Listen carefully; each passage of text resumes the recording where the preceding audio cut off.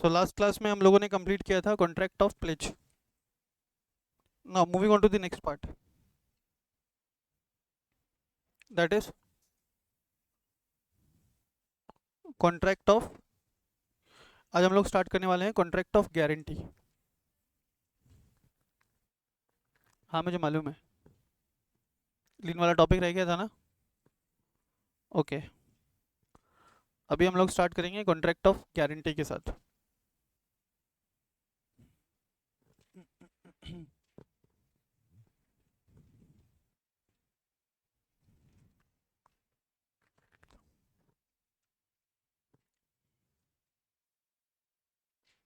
Page number कौन सा है? 105. ओके,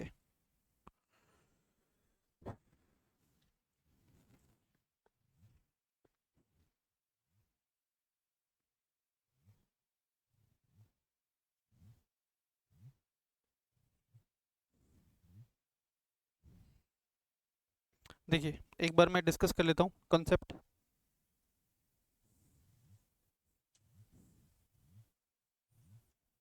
कॉन्ट्रैक्ट ऑफ गारंटी पहले सुना है तुम लोगों ने शायद, जनरल प्रिंसिपल्स ऑफ कॉन्ट्रैक्ट पढ़ते समय कहीं पे आया था ये टर्म. कहाँ पे आया था ये टर्म? कॉन्ट्रैक्ट ऑफ गारंटी से रिलेटेड टर्म हम लोगों ने फर्स्ट टाइम कब सुना था? इंडियन कॉन्ट्रैक्ट एक्ट में. Exception to the doctrine of privity of contract, वहाँ पे क्या पढ़ा था? एक्नॉलेजमेंट ऑफ लाइबिलिटी वाले केस में.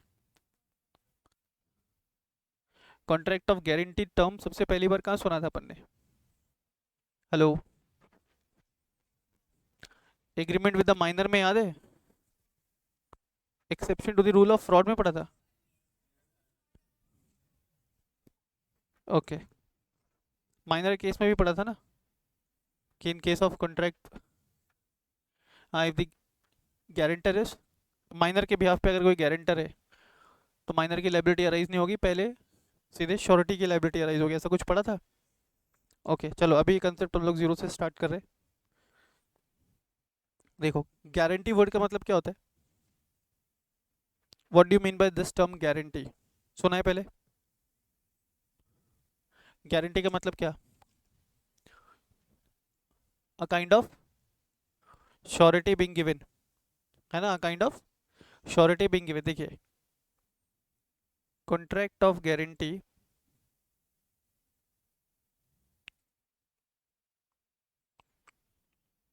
Will be executed between three persons. ठीक है, यहाँ पे तीन लोग होंगे. पहला बंदा जिसको मैंने नाम दिया प्रिंसिपल डेटर. ठीक है, पहला बंदा principal debtor, then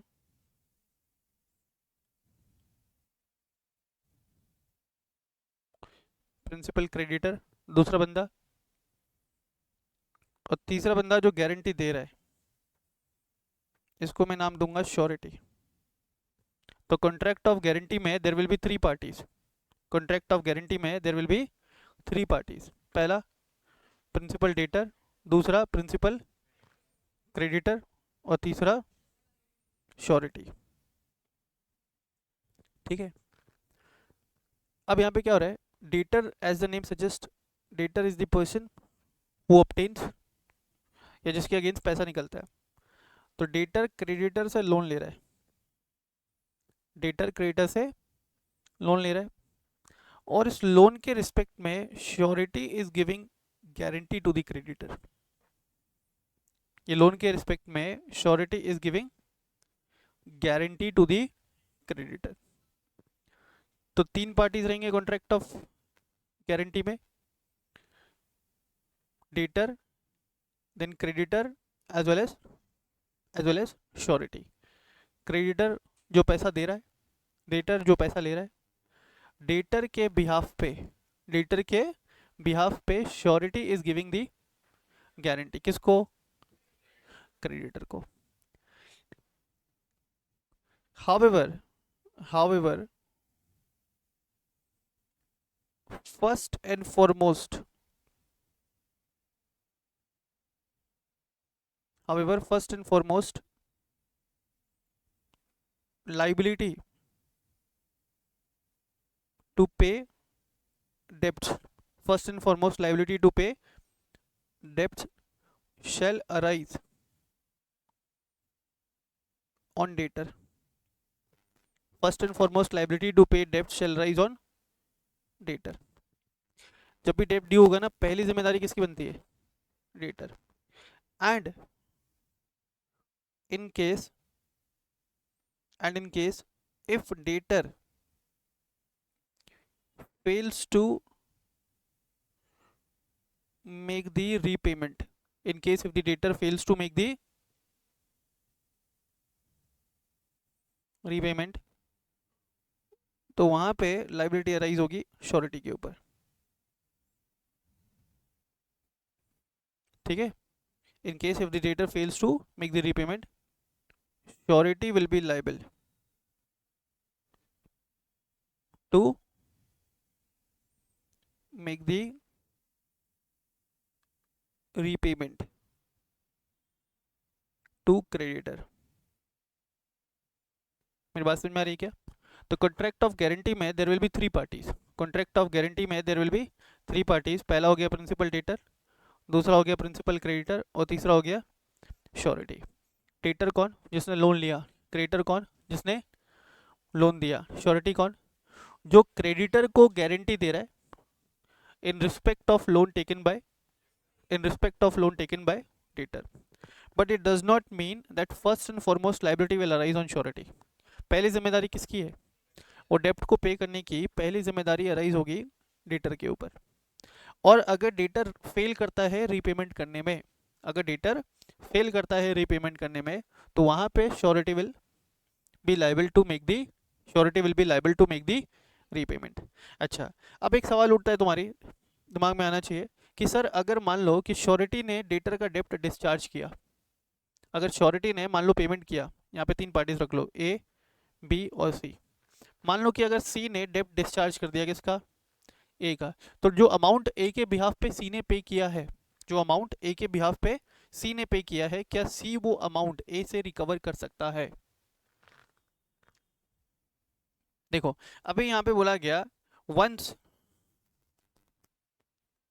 surety makes the repayment, once surety makes the repayment, surety will enter into the shoes of creditor. Star mark. Once surety makes the repayment to the creditor, तो creditor तो देखो हट गया बीच में से. Surety ने मान लो एक बार पेमेंट कर दिया तो क्रेडिटर सिनेरियो से हट गया. अब श्योरिटी क्रेडिटर की जगह ले लेगा कौन? Surety. Now debtor is required to make the payment to the surety. चलो फिर से एक बार. Contract of guarantee will be executed in between three persons. Principal debtor रहेगा, प्रिंसिपल क्रेडिटर रहेगा, एज वेल एज श्योरिटी रहेगा. डेटर जिसने loan लिया, क्रेडिटर जिसने लोन दिया, श्योरिटी जो गारंटी दे रहा है किसको? क्रेडिटर को, on behalf of the loan taken by the debtor. The first and foremost liability to make the repayment of loan will arise on debtor. And in case if debtor fails to make the repayment, कौन liable होगा? Surety liable होगा.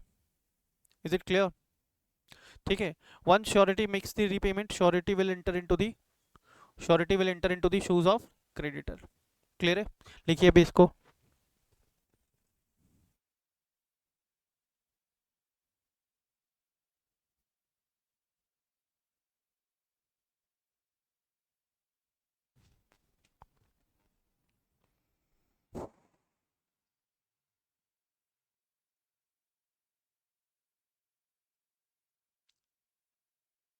Please एक बार लिखिए इसको फटाफट से.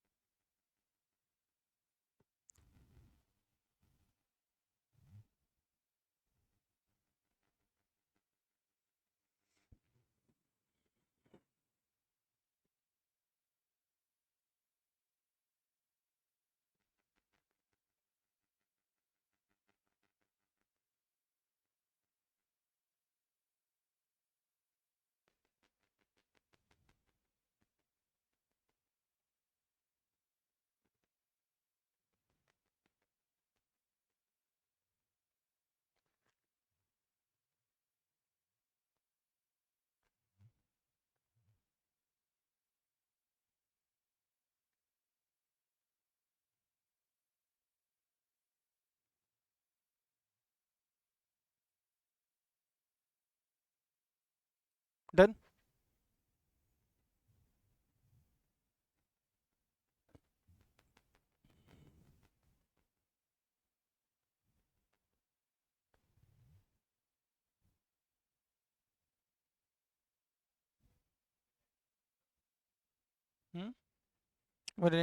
will enter into the shoes of creditor. Surety will enter into the shoes of creditor. इसका मतलब अब श्योरिटी के पास राइट है डेटर से पैसा रिकवर करने का।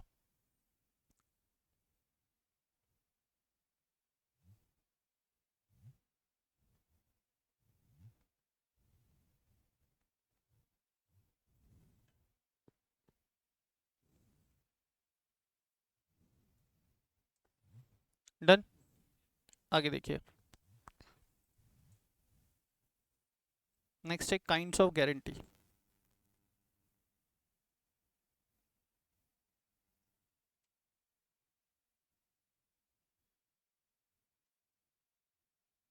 काइंड्स ऑफ गारंटी, तो गारंटी बेसिकली दो प्रकार की हो सकती है। It can either be specific guarantee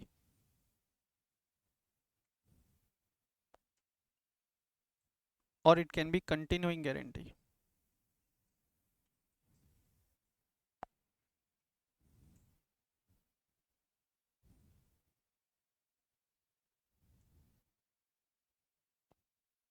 ठीक है ना, गारंटी बेसिकली दो टाइप का हो सकता है, which will either be a specific guarantee और कंटिन्यूइंग गारंटी। ठीक है, specific guarantee means guarantee given only for a specific transaction. ठीक है, guarantee given only for a specific transaction. देखो for example, mister Amar has obtained loan from mister Rahul, और ये loan के respect में एज अ गारंटर है मिस्टर एप्पल। ठीक है, फर्स्ट इंस्टेंस देखिए, अमर ने लोन लिया राहुल से, तो अमर यहाँ पे हो गया प्रिंसिपल डेटर। ठीक, राहुल हो गया यहाँ पे प्रिंसिपल क्रेडिटर, और मिस्टर एप्पल हो गया कौन, श्योरिटी। मान लो अमर ने लोन लिया था और इस लोन के रिस्पेक्ट में गारंटी दिया है श्योरिटी ने। इस पर्टिकुलर लोन के रिस्पेक्ट में गारंटी दिया है किसने, श्योरिटी ने। कल को जब अमर ने राहुल का रीपेमेंट कर दिया ड्यू डेट पे, तो कॉन्ट्रैक्ट ऑफ गारंटी ऑटोमेटिकली वहाँ पे क्या हो जाएगा बेटा, कॉन्ट्रैक्ट ऑफ गारंटी क्या हो जाएगा, टर्मिनेट हो जाएगा। ठीक है, एप्पल ने गारंटी दिया था in respect of this particular loan transaction only. In future जब अमर ने राहुल को पेमेंट कर दिया, it will lead to automatic discharge of Mr. Apple. Is it clear? ये है स्पेसिफिक गारंटी। स्पेसिफिक गारंटी मतलब गारंटी जो एक स्पेसिफिक ट्रांजेक्शन्स के लिए ही गिवन है ना, गारंटी जो एक स्पेसिफिक ट्रांजेक्शन के लिए ही दिया जा रहा है। Is it clear? Specific guarantee. Continuing guarantee तो स्पेसिफिक का भाई उल्टा होगा। Specific guarantee, continuing guarantee is given for a series of transaction. ठीक है, continuing guarantee is being given for a series of transaction. मान लो कि एक एग्जांपल देता हूँ, समझना। एक बंदा है अपने क्लास में पार्थ करके, ठीक है, 5 साल के बाद Parth is now CA Parth. तो पार्थ सीए बनने के बाद ना अपना एक बिजनेस स्टार्ट करता है। बिजनेस स्टार्ट करने से पहले आकर के मुझसे मिलता है और बोलता है कि सर अभी मेरा बिजनेस इनिशियल स्टेज में है और मुझे कोई जानता भी नहीं है मार्केट में, तो अगर आप अपना रेफरेंस यूज़ में लोगे तो हो सकता है कि मुझे कुछ लोग जानने लगे, हो सकता है कि मैं कुछ क्रेडिट फैसिलिटी भी अवेल कर पाऊँ अगर आप मेरी हेल्प करोगे तो। मैं बोलता हूँ कि ठीक है, मैं तुम्हारा हेल्प करने के लिए रेडी हूँ। मैं एक डिक्लेरेशन देता हूँ कि आज से 3 साल तक, for a period of 3 years। Parth जो भी लोन ले रहा है ना बिजनेस करने के लिए, not for personal use, business करने के लिए पार्थ जो भी लोन लेगा ना, उस लोन के रिस्पेक्ट में, उन सभी लोन्स के रिस्पेक्ट में I will be acting as a guarantor, और sorry I will be acting as a guarantor, और I will be acting as a surety. ये अंडरटेकिंग मैं दे रहा हूँ कि आज से 3 साल के अंदर पार्थ जो भी ट्रांजेक्शन्स करेगा, उन सभी ट्रांजेक्शन्स के लिए, जो भी बिजनेस ट्रांजेक्शन्स करेगा, उन सभी बिजनेस ट्रांजेक्शन्स के लिए I will be acting as a surety. अब मान लो कि पहला केस, पार्थ ने एक्स से लोन लिया, लोन ऑफ ₹2 लाख, ठीक है। सबसे पहले पार्थ ने लोन लिया किससे, एक्स से। अभी जो एक्स से लोन लिया इसके रिस्पेक्ट में गारंटर कौन है, मैं, मिस्टर अविनाश। ये कौन है, श्योरिटी। एक्स से लोन लिया और इस लोन को रीपे करने में डिफॉल्ट किया, किसके ऊपर लायबिलिटी अराइज हुई, मेरे ऊपर। मैंने बोला कि यार अभी बच्चे ने बिजनेस स्टार्ट ही किया है, उसको बिजनेस का ज़्यादा नॉलेज भी नहीं है, तो हो सकता है कि उसके पास एडिक्वेट प्रॉफिट ना हो, जिसकी वजह से इसने रीपेमेंट नहीं किया, मैंने इसको माफ़ कर दिया। मैं लूँगा ठीक है, कोई बात नहीं, इस बार मैं तुम्हारे बिहाफ पे पेमेंट कर देता हूँ, जब तुम्हारे पास पैसे आए मुझे दे देना। अच्छी बात है। थोड़े दिन के बाद अब इसने पैसा उधार लिया वाई से, ठीक है, लोन ऑफ ₹5 लाख, जिसको रीपे करने में भी इसने डिफॉल्ट किया। फिर अल्टीमेटली लायबिलिटी किसके ऊपर आएगी, श्योरिटी के ऊपर। मैंने सोचा कि ठीक है, अभी हो सकता है कि इसका बिजनेस सेटअप नहीं हुआ है प्रॉपरली, इसलिए ये रीपे नहीं कर पा रहा है, मैं रीपे कर देता हूँ। पार्थू बोलता हूँ कि देख अभी तू ध्यान रखना, नेक्स्ट टाइम से तेरे पास हो तो सबसे पहले मुझे देना। पार्थ बोलता है जी सर, जी सर, जी सर। मैंने इसके बिहाफ पे कितना पेमेंट कर दिया, 7 लाख। थोड़े दिन के बाद इसने लोन लिया मिस्टर जेड से, थोड़े दिन मतलब मान लो एक एक महीने के गैप में लोन ले रहा है, या 4 4 महीने के गैप में लोन ले रहा है। यहाँ से लोन लिया, लोन ऑफ ₹8 लाख, ठीक है, लोन ऑफ ₹8 लाख किससे, जेड से। इसको रीपे करने में भी डिफॉल्ट किया। अब जब तीसरा डिफॉल्ट हुआ, इट हैज बिकेम, या it becomes a matter of concern, किसके लिए, श्योरिटी के लिए। फिर मैंने बैकग्राउंड चेक किया, किसका, पार्थ का। तो बैकग्राउंड चेक करने में पता चलता है कि बचपन से ही, जब पार्थ बहुत छोटा था ना, जब वो 5 साल का था ना, तब से ही वो लोगों से उधार लेता था पैसे और वापस नहीं देता था। पार्थ की ये हैबिट है। पार्थ कोई बिजनेस नहीं कर रहा उससे। पार्थ जैसे 2 लाख रुपए लिया तो छोटी कंट्री घूम के आता है, 5 लाख रुपए लिया तो उससे थोड़ी बड़ी कंट्री घूम के आया है, 8 लाख रुपए लिया तो और बड़ी कंट्री घूम करके आया है। बिजनेस पे तो कभी बैठता भी नहीं है। ठीक है भाई, अभी मेरे को ये तो देना ही पड़ेगा क्योंकि मैं श्योरिटी हूँ। उसके बाद I gave a public notice, I gave a public notice and withdrew my consent to act as a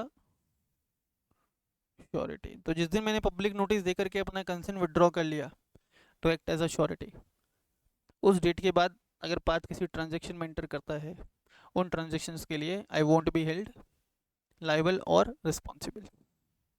मेरी बात समझ में आ रही है क्या। तो specific guarantee is being given only for a particular transaction.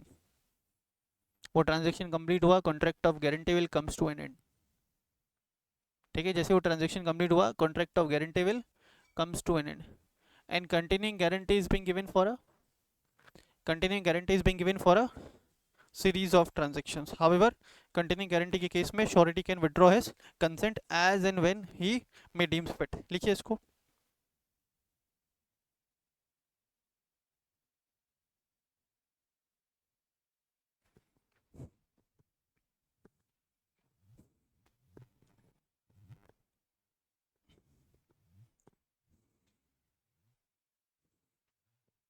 Kinds of guarantee में लिखिए, दो टाइप्स है, specific as well as continuing.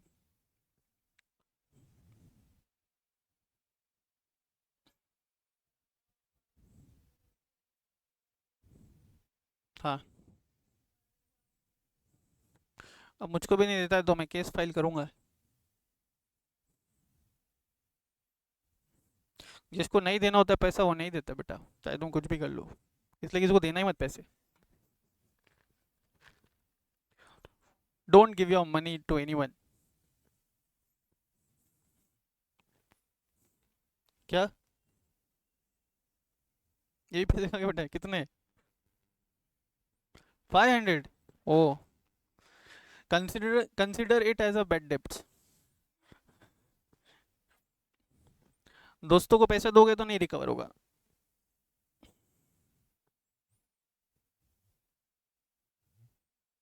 And he was a minor also ना।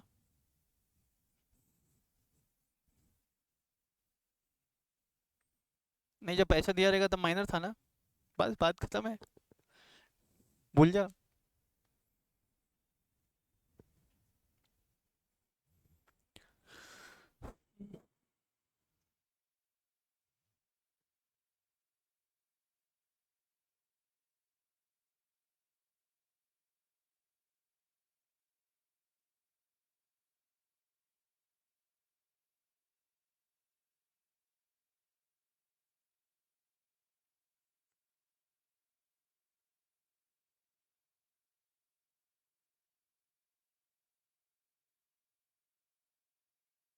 हम्म।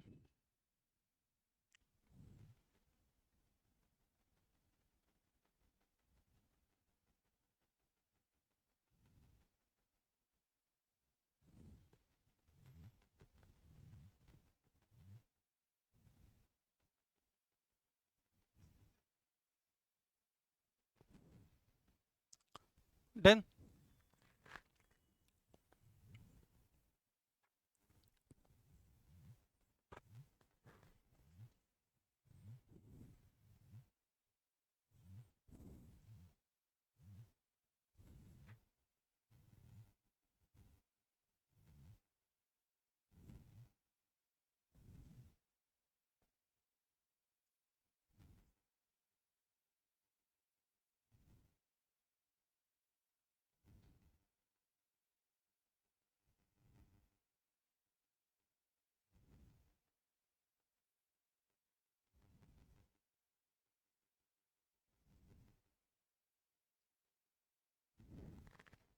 हो गया बेटा, जल्दी करो जल्दी।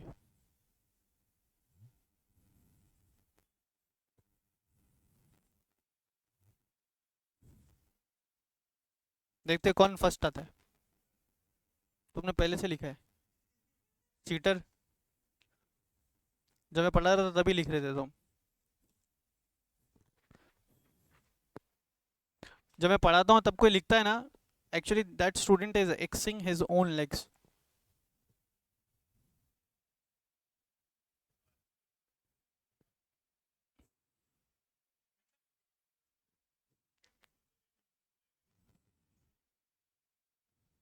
वो बात तो सही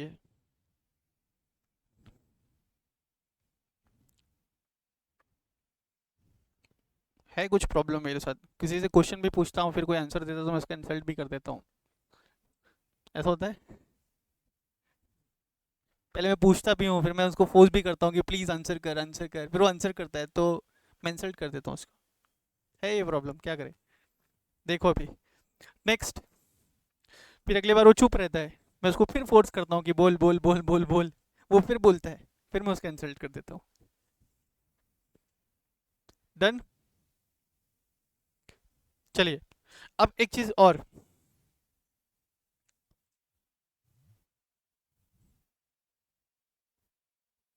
mister red has obtained loan from yellow bank.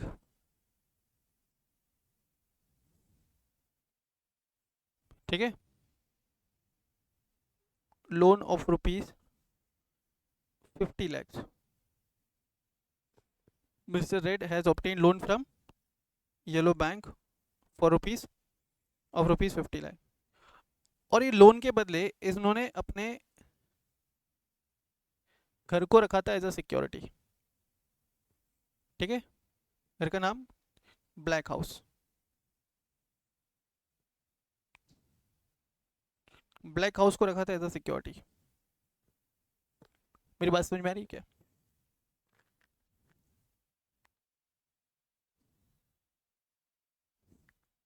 ठीक है, अब इस लोन के रिस्पेक्ट में गारंटी दिया है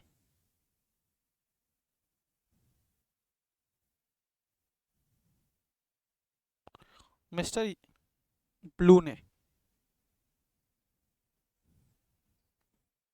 ठीक है, तो तीन पार्टी। पहला, मिस्टर रेड कौन है बेटा? येलो कौन है? येलो बैंक कौन है? क्रेडिटर। और मिस्टर ब्लू कौन है बेटा? श्योरिटी। रेड अगर डिफॉल्ट करेगा तो कौन लाइबल होगा पेमेंट के लिए? Surety will be liable. Security किसके फेवर में क्रिएटेड है? येलो बैंक के फेवर में क्रिएटेड है ना? मान लो debtor has made default, debtor has made default in repayment, तो लाइबिलिटी किसके ऊपर अराइज होगी? पहले क्रेडिटर डेटर से पैसा मांगता है, डेटर नहीं पे करेगा तो श्योरिटी से मांगेगा। मान लो श्योरिटी ने पेमेंट कर दिया क्रेडिटर को, तो उस केस में जो ये हाउस प्रॉपर्टी है, ब्लैक हाउस है, जो रखा गया था as a security before the bank, अब ये रखा जाएगा एज अ सिक्योरिटी बिफोर, बोलिए, now it will be kept as a security before surety. ये चीज़ क्लियर है? अगर श्योरिटी पेमेंट करता है डेटर के बिहाफ पे, तो जिन एसेट्स के ऊपर सिक्योरिटी इंटरेस्ट क्रिएटेड था, वो सिक्योरिटी इंटरेस्ट क्रेडिटर्स के फेवर से हट करके श्योरिटी के फेवर में क्रिएट हो जाएगी। Is it clear? And surety के पास देखो ये हाउस प्रॉपर्टी रखा गया है सिक्योरिटी इंटरेस्ट, डेटर ने कल को अगर डेटर ने क्या नहीं किया, पेमेंट नहीं किया, तो श्योरिटी क्या कर सकता है? उसको सेल करके अपना अमाउंट ऑफ डेप्ट रियलाइज कर सकता है। कोई दिक्कत है यहाँ पे? चलो लिखो तो इसको भी।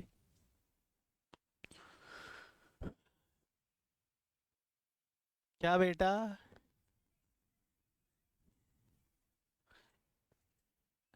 हाँ हाँ हाँ बेटा, हाँ। यहाँ पे प्लेज है कि मॉडगेज है? गंदी लड़की प्लेज क्यों बोल रही है? हाँ, प्लेज के जैसे ही होगा। श्योरिटी घर को बेच सकता है आफ्टर गिविंग अ नोटिस, और अपना पैसा रियलाइज कर सकता है।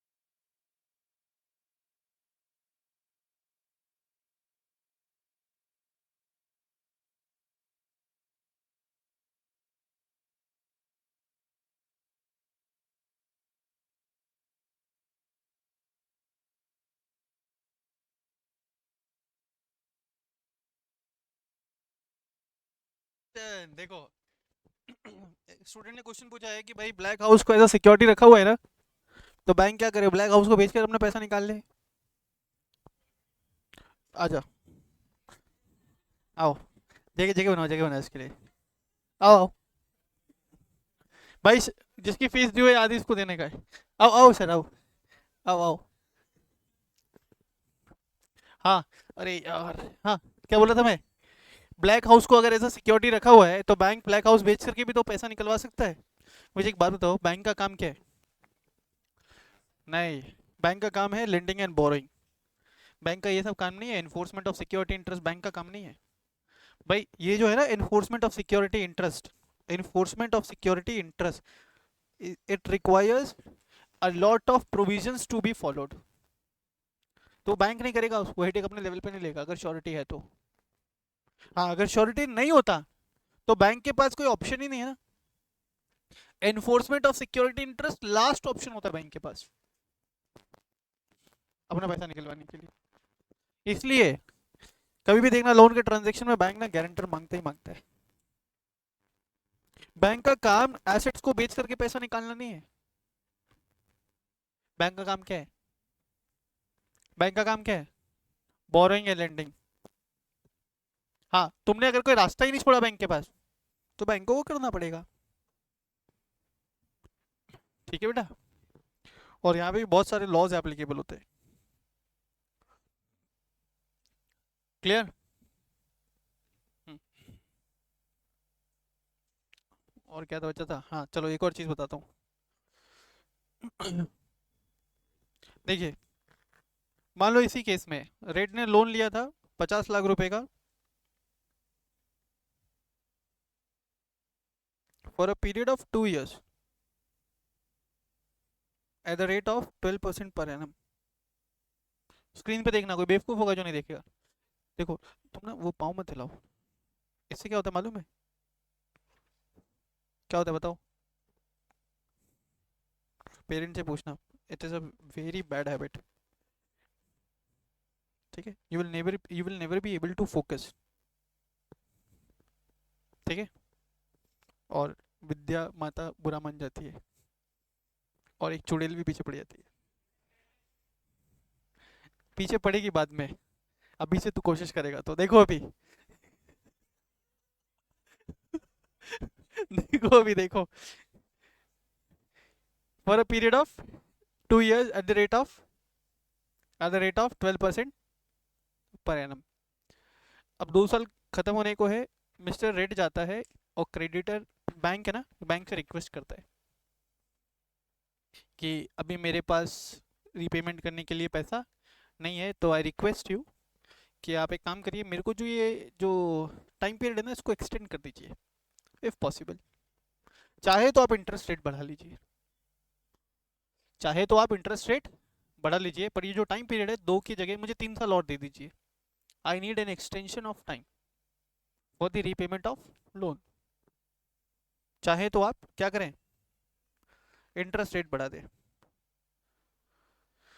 तो बैंक जो है, इनकी रिक्वेस्ट, किनकी रिक्वेस्ट,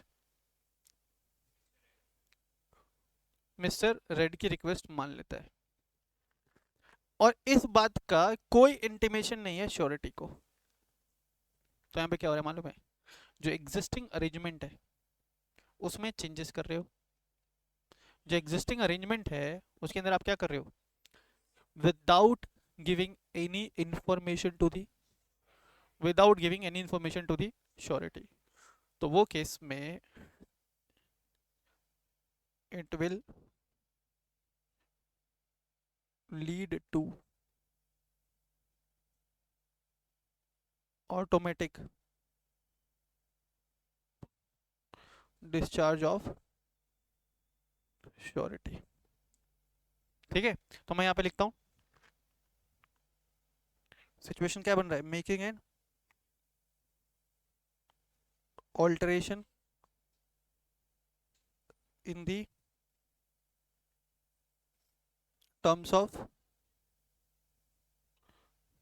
विदाउट विदाउट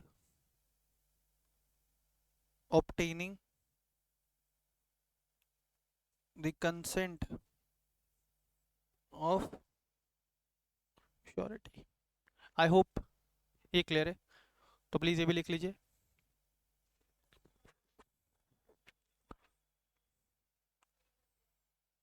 कौन सा अमाउंट कैसे पे कर देगा जब लोन ही 5 साल के लिए हो गया? तो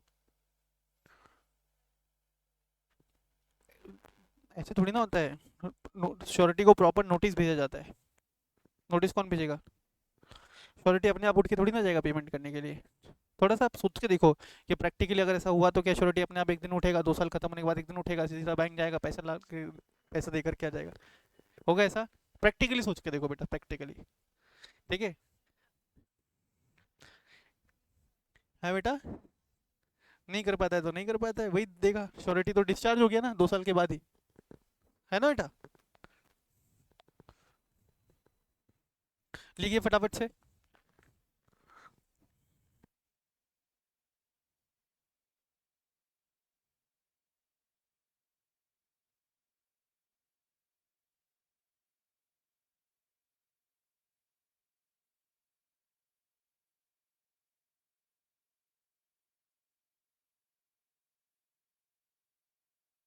यहाँ पे ऐसा भी हो सकता है, मान लो कि प्रिंसिपल डेटर और क्रेडिटर गए श्योरिटी के पास, और उन्होंने क्या बोला कि हम इस एग्रीमेंट को क्या कर रहे हैं, ऑल्टर कर रहे हैं, आपका कंसेंट चाहिए। श्योरिटी कंसेंट नहीं दे तो भी श्योरिटी क्या हो जाएगा? डिस्चार्ज हो जाएगा। तो उस केस में a new surety can also be appointed. Clear?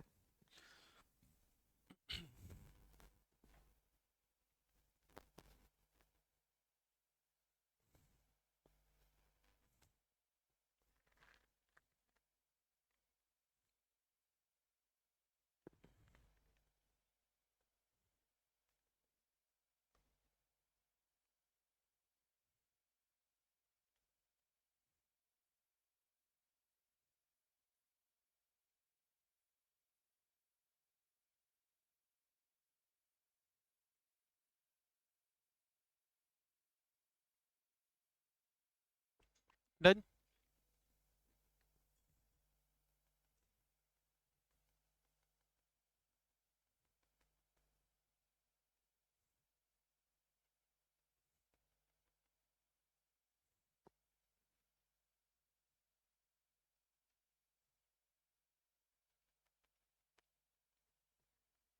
हाँ बेटा बोल।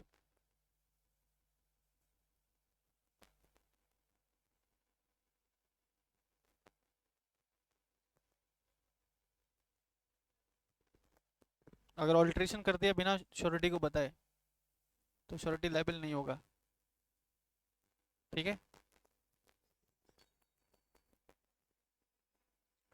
डन। हटा दो उसको।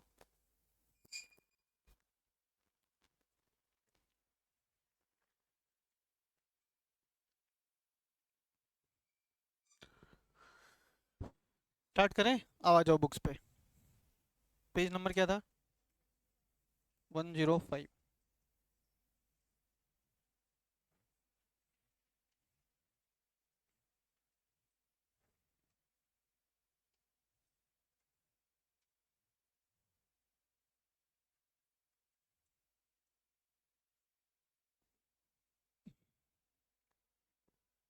देखिए, a contract of guarantee is a contract to perform the promise और to discharge the liability of a third person in case of is default.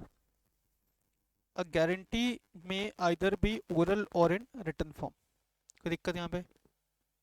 देखो मैं बोलता हूँ, तुम लोग ना यहाँ तक पढ़ लो, ये यहाँ तक एसेंशियल्स के ऊपर तक एक बार रीड कर लो बस।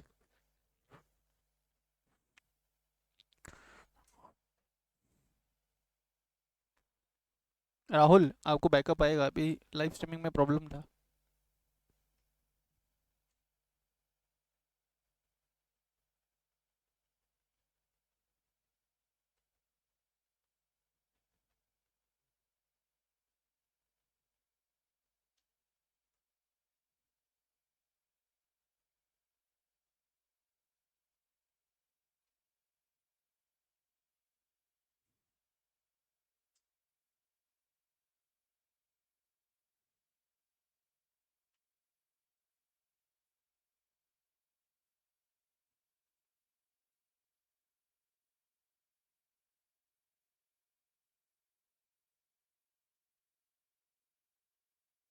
डन। चलो आगे देखिए, essentials of contract of guarantee. A contract of guarantee, like any other contract, must satisfy all the essentials of a contract. Essentials of contract क्या था? There must be at least two or more parties. Parties must have valid capacity to enter into a contract. तीसरा, lawful consideration, lawful object, then free consent, possibility of performance. ये सब याद है भाई? वही होना चाहिए. Contract of guarantee may be oral or written. Then there need not to be a direct consideration between the surety and creditor. कोई दिक्कत?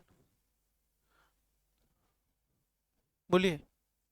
अच्छा यहाँ पे तुम समझना, अगर डेटर क्या है, ये मैंने पहले भी बताया था एग्रीमेंट विद माइनर में. अगर डेटर कौन है? माइनर. तो डायरेक्ट जिम्मेदारी किसकी अराइज होगी? श्योरिटी की. अगर डेटर कौन है? माइनर. अपन ने पढ़ा ना कि कॉन्ट्रैक्ट ऑफ गारंटी में first and foremost liability to pay the debts is on the debtor, and in case if debtor fails to make the repayment then surety will be held liable. But in case if the debtor is minor, directly liability किसके ऊपर? Surety के ऊपर. कोई दिक्कत? The liability of the surety is collateral और secondary. Surety की liability secondary है. Primary liability किसकी है बेटा? तो यहाँ पे लिखना, primary liability is on the principal debtor.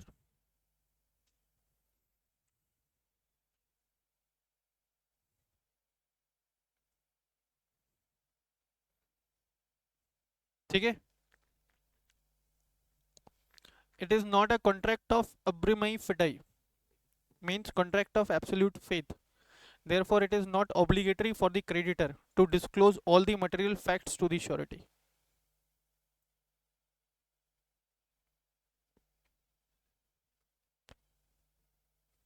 मतलब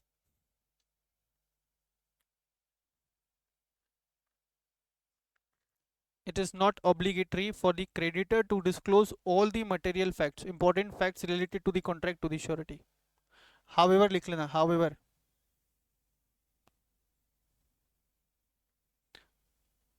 देखो, क्रेडिटर और श्योरिटी का कोई डायरेक्ट कॉन्टैक्ट नहीं है, डेटर और श्योरिटी का डायरेक्ट कॉन्टैक्ट है. ठीक है. thus it is the however it is the obligation of debtor to disclose all the material facts to the surety.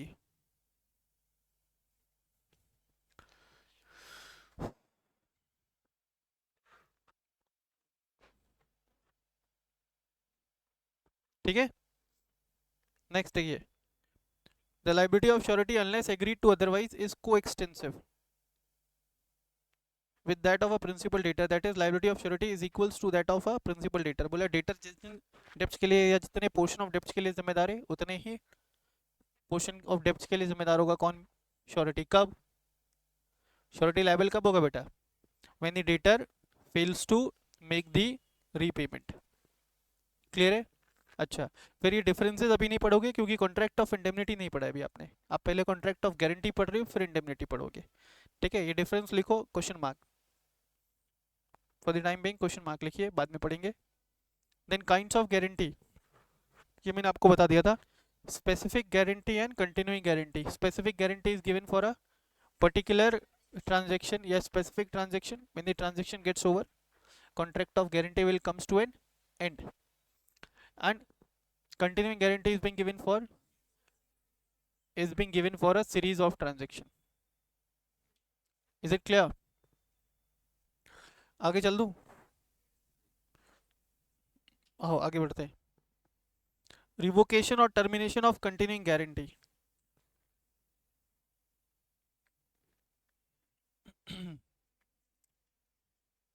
Continuing guarantee कौन कौन से केस में रिवोक होगा?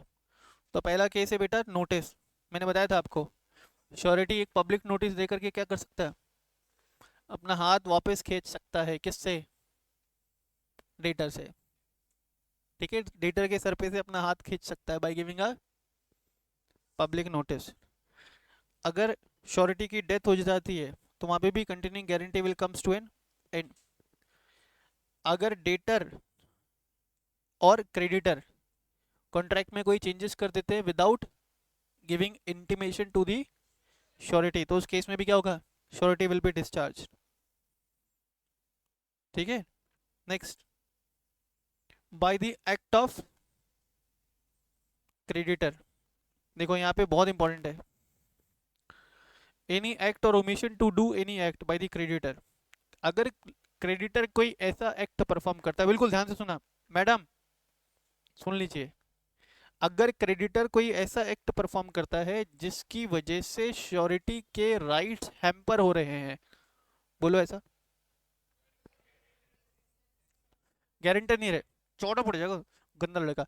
अगर क्रेडिटर कोई ऐसा एक्ट करता है जिससे श्योरिटी के राइट्स हैम्पर हो रहे हैं, then in such cases also surety will get dischargement from the obligations arising under the contract। Sir आपने बोल तो दिया, इसका मतलब अगर क्रेडिटर कोई ऐसा एक्ट करता है जिससे श्योरिटी के राइट्स हैम्पर हो रहे हैं, मतलब देखो यहाँ पे ये घर था और घर दिया था एज अ सिक्योरिटी, क्रेडिटर को पेमेंट नहीं हुआ, क्रेडिटर चला गया घर बेचने के लिए, ठीक है, मान लो, समझना, लोन कितने का था, 50 लाख, ब्याज कितना था, 12%, एक साल का 12%, 2 साल में कितना, 6 lakh, 6 lakh, 62 lakh along with interest, एक साल का ब्याज है 6 लाख, 12% है ना, 2 साल में कितना पेमेंट था, 62 lakhs का पेमेंट था, है ना। बैंक ने क्या किया मालूम है, without contacting to the surety, bank सीधे चला गया उसको बेचने के लिए, उसको बेच करके मान लो 50 लाख रुपए रिकवर हो रहे, तो शॉर्टफॉल अभी भी कितने का, तो ये 12 लाख के लिए क्या श्योरिटी लायबल होगा, नहीं होगा। बैंक ने यहाँ पे एक ऐसा एक्ट किया है जिससे श्योरिटी के राइट्स क्या हुए, इम्पेयर हुए, ठीक है।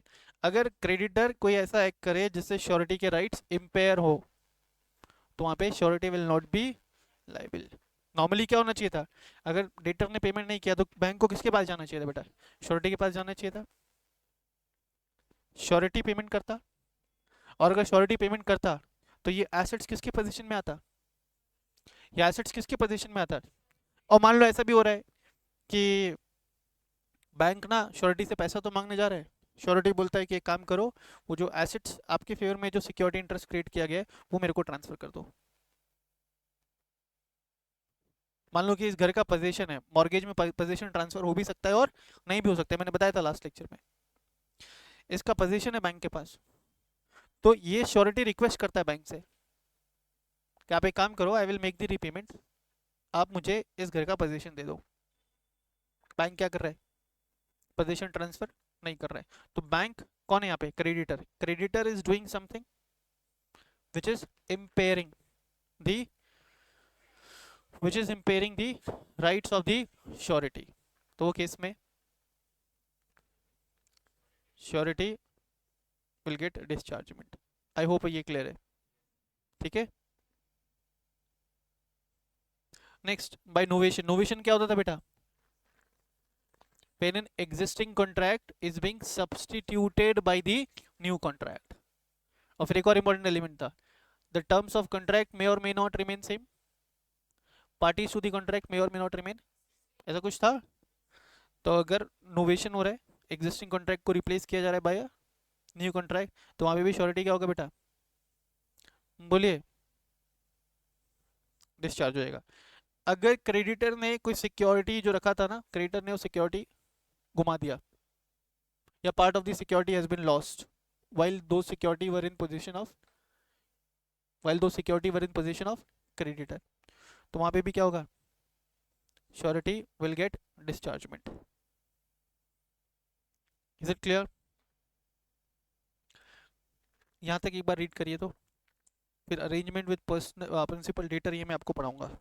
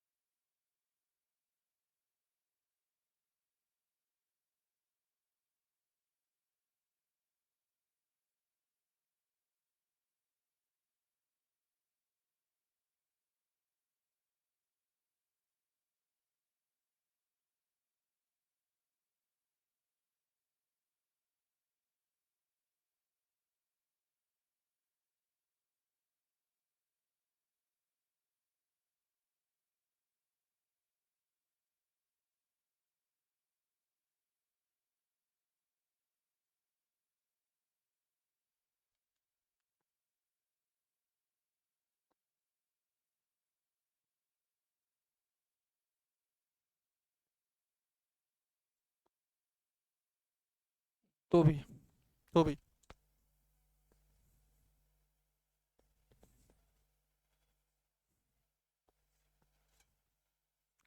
To the value of loss है.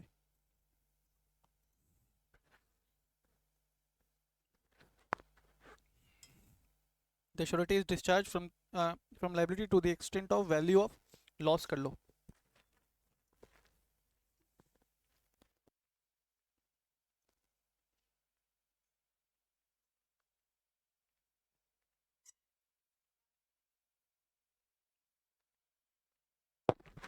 Surety will be discharged till the extent of value of loss in the security in the hands of creditor. ठीक है, अब आगे देखिए अरेंजमेंट. अरेंजमेंट का मतलब होता है कॉम्पोजिशन. कॉम्पोजिशन मतलब 50 रुपए का डेबिट था, डेटर और क्रेडिटर ने एग्री किया. डेटर ने एग्री किया 35 रुपए पे करने के लिए और क्रेडिटर ने एक्सेप्ट किया 35 रुपए लेना. तो वो केस में भी क्या हो जाएगा, surety will discharge in case of any continuing guarantee. ठीक है, अरेंजमेंट का मतलब है डेप्ट्स का अरेंजमेंट. देखो डेप्ट्स का अरेंजमेंट.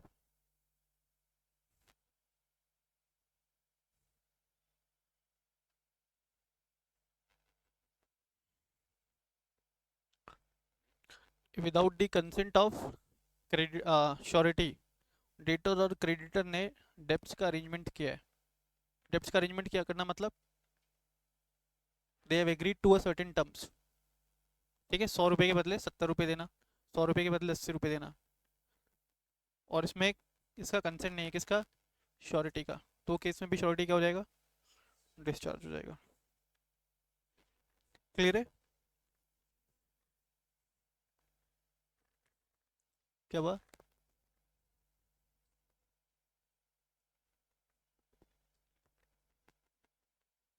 वो तो अल्ट्रेशन वाला एग्जांपल था ना बेटा, वो तो अल्ट्रेशन करेंगे बिना श्योरिटी को बताए. 10 से बढ़ा करके 12 कर दिया तो वहाँ पे डेप्ट्स कम हुए बढ़ गए, यहाँ पे कम होगा बेटा अरेंजमेंट में. ठीक है, मान लो बैंक 100 रुपये मांगता है डेटर से, डेटर बोलता है कि 100 रुपये नहीं है मेरे पास देने के लिए, कुछ भी कर लो मैं 70 से ज़्यादा नहीं दे सकता. होता ही ना नॉर्मली सेटलमेंट्स जो होते हैं बैंक के साथ. सेटलमेंट वर्ड सुना है, जब किसी बंदे ने लोन लिया और वो लोन का पैसा नहीं रिपे कर पा रहा है तो बैंक उसके साथ सेटलमेंट करती है, बोला अच्छा ठीक है इतना पे कर दो. तो वही सेटलमेंट को यहाँ पे अरेंजमेंट बोला. बोला अगर क्रेडिटर ने डेटर के साथ कोई भी डेप्ट का अरेंजमेंट कर लिया without the consent of surety, तो वहाँ पे भी श्योरिटी क्या हो जाएगा, डिस्चार्ज हो जाएगा। अच्छा, rights of surety.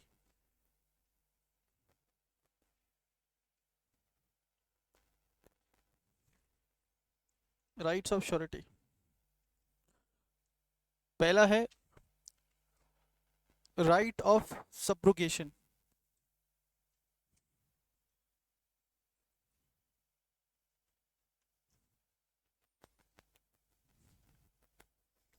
Rights of subrogation, यहाँ पे एरो लगा करके लिखो।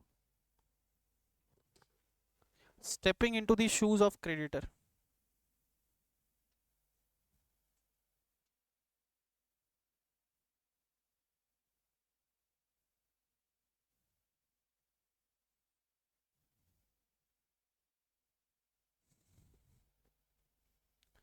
राइट ऑफ सब्रोगेशन का मतलब है stepping into the shoes of creditor. एक बार अगर श्योरिटी ने पेमेंट कर दिया डेटर के बिहाफ पे, किसको, क्रेडिटर को, तो जो जो भी राइट्स क्रेडिटर्स को अवेलेबल था, किसके अगेंस्ट, डेटर के अगेंस्ट, वो सारे राइट्स श्योरिटी को अवेलेबल होगा अगेंस्ट दी डेटर। तो ऐसा समझ लो कि once surety makes the payment to the creditor on behalf of debtor, surety will take the place of creditor. तो वहाँ पे क्रेडिटर के पास जो जो भी अधिकार थे, वो सारे अधिकार मिल जाएंगे किसको, श्योरिटी को। क्लियर है। नेक्स्ट है राइट टू इंडेमनिटी। ये भी सिंपल है। श्योरिटी के पास राइट है कि जो भी पेमेंट उसने किया है, किसको, क्रेडिटर को, वो सारे पेमेंट्स के लिए, ठीक है, डेटर क्या करे, कॉम्पनसेट करे, किसको, श्योरिटी को। क्लियर है। राइट्स अगेंस्ट दी क्रेडिटर, तो ये भी सिंपल है। अगर क्रेडिटर के फेवर में कोई सिक्योरिटी इंटरेस्ट क्रिएटेड है in respect of the loan, मैंने बताया था ना वो ब्लैक हाउस वाला एग्जांपल, अगर श्योरिटी के फेवर में कोई सिक्योरिटी इंटरेस्ट क्रिएटेड है, तो सिक्योरिटी इंटरेस्ट किसको चला जाएगा, क्रेडिटर को सिक्योरिटी इंटरेस्ट किसके फेवर में देना पड़ेगा, श्योरिटी के फेवर में। तो वो एसेट्स जिनके ऊपर सिक्योरिटी इंटरेस्ट क्रिएटेड है, वो एसेट्स किसको ट्रांसफर होने चाहिए, श्योरिटी को। Is it clear.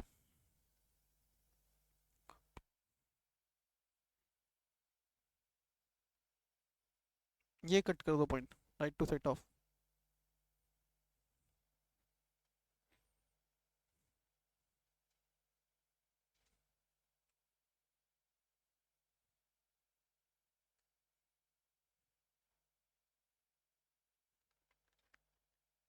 चलो एक मिनट करते हैं, पढ़ा ही देता हूँ, क्या पता ये एग्जाम में आ जाए। I think it is not there in your module.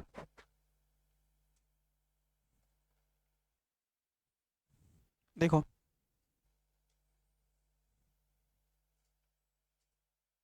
यहाँ पे बोला गया, लिखो जब, लिखो जब, लिखिए जब क्रेडिटर कोई सूट फाइल करेगा,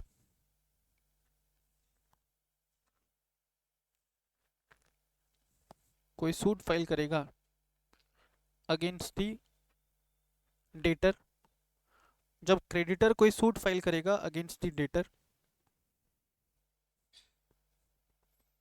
for the purpose of, for the purpose of recovery of any debts,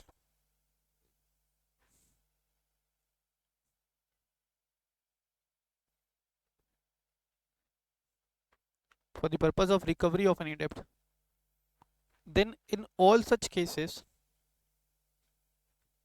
then in all such cases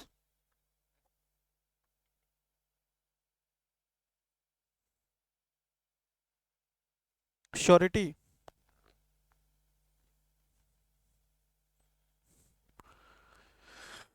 set off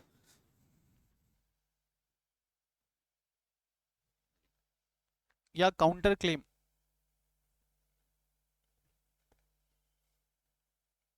set of या counter claim of debts, set of या काउंटर क्लेम ऑफ डेब्ट्स कर सकता है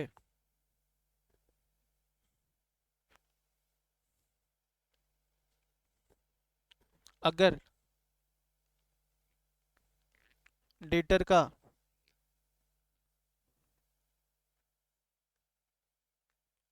भी debtor का भी कोई amount, अगर डेटर का भी कोई अमाउंट ड्यू है against the creditor. Set of का मतलब मान लो कि डेटर के भी 5,000 रुपये निकलते थे, क्रेडिटर के 10,000 रुपये निकलते थे। सुनना, क्रेडिटर के कितने निकलते थे? 10,000। और डेटर के कितने निकलते थे? 5,000। तो क्रेडिटर ने सूट फाइल किया फॉर रिकवरिंग 10,000, तो श्योरिटी यहाँ पे 5,000 को सेट ऑफ करवा सकता है अगेंस्ट दी 10,000। या काफ़ी बार ऐसा भी होता है ना, तुम लोगों के जीवन में ऐसे काफ़ी लोग मिलते होंगे या मिले होंगे, नहीं मिले होंगे तो जरूर मिलेंगे। वो जब तुमको पैसा देते हैं ना, उनको वो याद रहता है, लेकिन जब तुम उनको पैसा देते हो ना, वो उनको याद ही नहीं रहता है। मैंने पैसा दिया किसी को, उसको याद नहीं है, मैंने उससे पैसा लिया, उसको याद है। ठीक है, मान लो कि ये लड़का निमेश, तुमने यहाँ पे कब ज्वाइन किया था? इन विच ईयर? 11th में ज्वाइन किया था ना? Which year? इसको पता ही नहीं है। 2022 में इसने ज्वाइन किया था। तो जब इसने ज्वाइन किया था ना 2022 में, उसी दिन इसने मुझसे 20,000 रुपीज लिए थे। ठीक है, इसने मुझसे कितने रुपए लिए थे? 20,000 रुपीज। कल मुझे कुछ जरूरत आनी पड़ी, मैंने इससे 2,000 रुपये बोरो किए। अभी मुझसे पैसे मांग रहा है, मैं नहीं दे रहा हूँ। ये मांग रहा है, मैं नहीं दे रहा हूँ, ये मांग रहा है, मैं नहीं दे रहा हूँ। इसने जो 20,000 रुपये मुझसे लिए थे ना, वापस रिपे नहीं किया अभी आज तक भी। इसने मुझे कितने दिए कल? 2,000 रुपये। ये मांग मांग के थक चुका है, मैं नहीं दे रहा हूँ। एक दिन क्लास में बैठे बैठे रो रहा था उधर साइड में। मैंने पूछा क्यों रो रहा है? बोलता है कि वो जो 2,000 रुपये थे वो आप दे दो प्लीज, मेरा बर्थडे आने वाला है।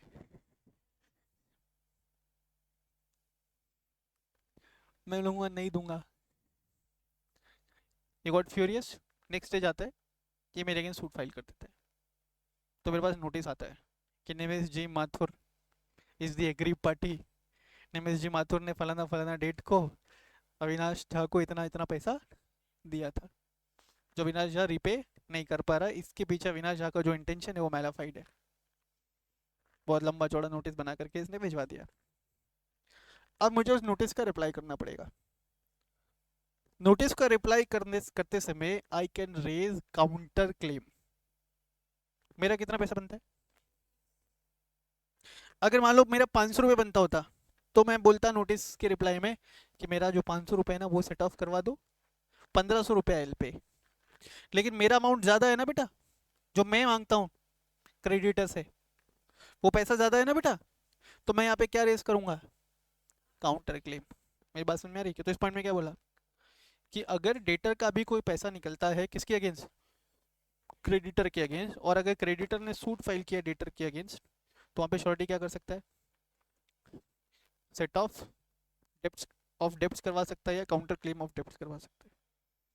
Is it clear? नेक्स्ट देखिए, तो ये राइट टू सेट ऑफ हो गया। थर्ड है राइट अगेंस्ट द को श्योरिटीज। को श्योरिटीज मतलब एक से ज्यादा श्योरिटीज है, एक से ज्यादा श्योरिटीज है इन अ कॉन्ट्रैक्ट ऑफ गारंटी।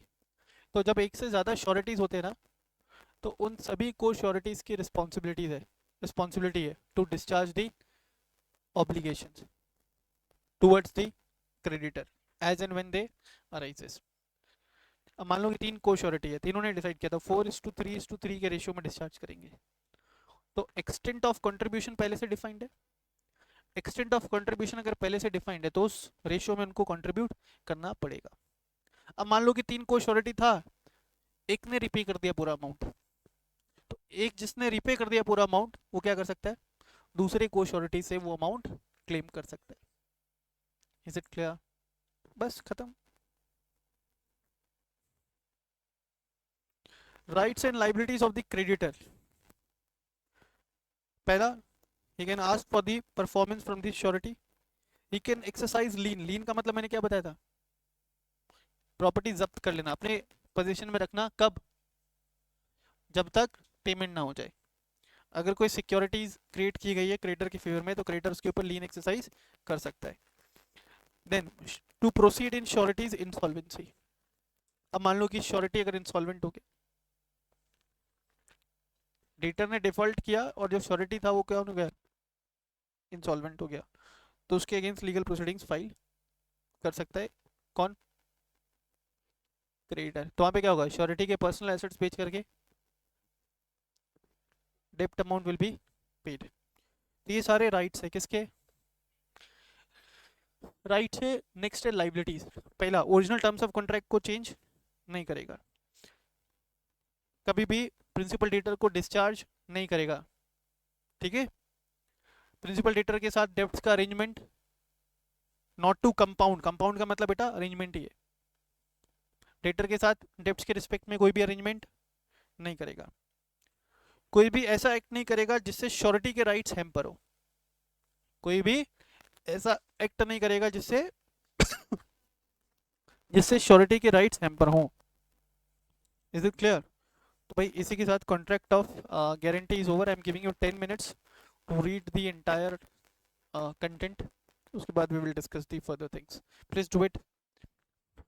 पूरा आप स्टार्टिंग से पढ़ेंगे एंड तक। देखिए पढ़ के अच्छा लग रहा है क्या?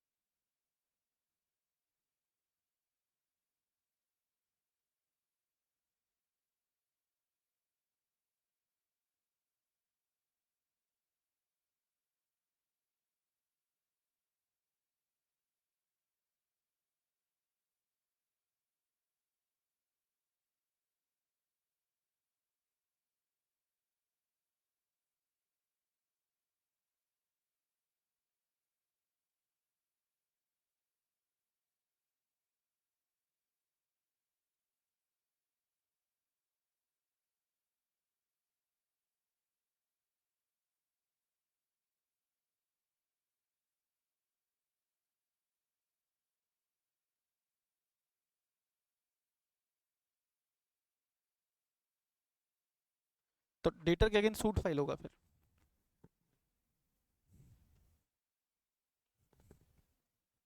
ये देखिए क्या लिखा हुआ है।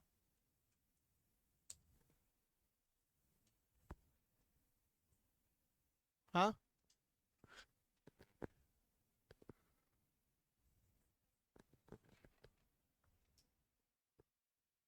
स्पेसिफिक कॉन्ट्रैक्ट में क्या?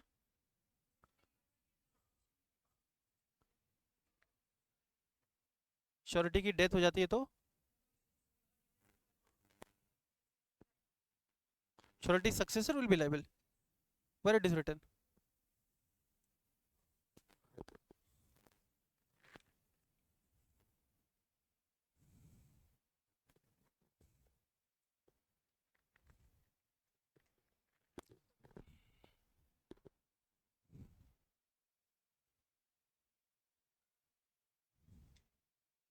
तो फिर आपने इसको पूरा नहीं पढ़ा है, मैं डिस्कस करता हूँ भाई।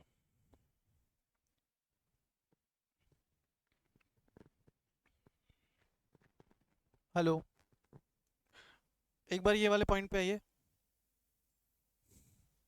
Specific guarantee, where a guarantee is given in respect of a single debt or specific transaction, will comes to an end when the guaranteed debt is paid or the promise is duly performed. कोई दिक्कत? A specific guarantee once given is irrevocable. Even the death of surety does not result in the revocation or termination of guarantee. ठीक है? अगर surety का death हो जाता है specific guarantee में, तो वहां पे भी स्पेसिफिक गारंटी रिवोक नहीं होगी, प्रोवाइडेड। ठीक है? अब यहाँ पे लिख लेना प्रोवाइडेड। वो श्योरिटी का कोई लीगल सक्सेसर हो, है ना? अगर लीगल सक्सेसर है तो वो किसका प्लेस ले लेगा? And legal successor will not make the payment out of his own pocket. ठीक है, legal successor shall continue to remain liable up to the value of assets inherited by them। अब समझना यहाँ पे जो श्योरिटी है उसके नाम पे अगर कोई एसेट्स ही नहीं है तो वहां पे legal successor will not be held liable. ठीक है, समझ में आ रहा है? स्पेसिफिक गारंटी है, अच्छा कंटिन्यू गारंटी में श्योरिटी का डेथ हो गया, कॉन्ट्रैक्ट वहीं पे क्या हो गया, खत्म। स्पेसिफिक गारंटी है अगर श्योरिटी का डेथ हो गया, legal representative will be held liable only when legal या only up to the extent of assets inherited by legal representatives. आप ऐसा लिख लेना, लिखो एक बार।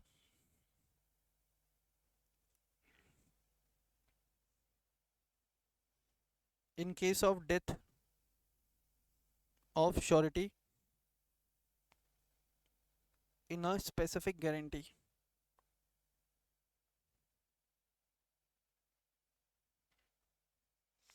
in case of death of surety in a specific guarantee, his legal representative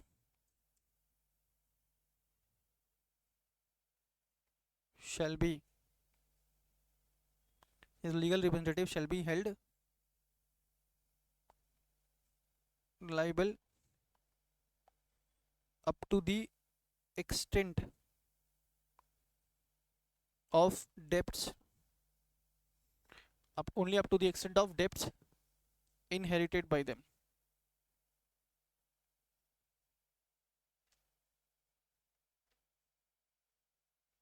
only up to the extent of debts inherited by them।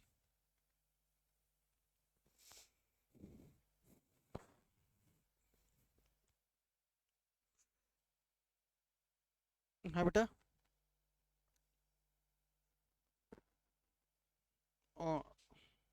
Debts की जगह assets आएगा, sorry.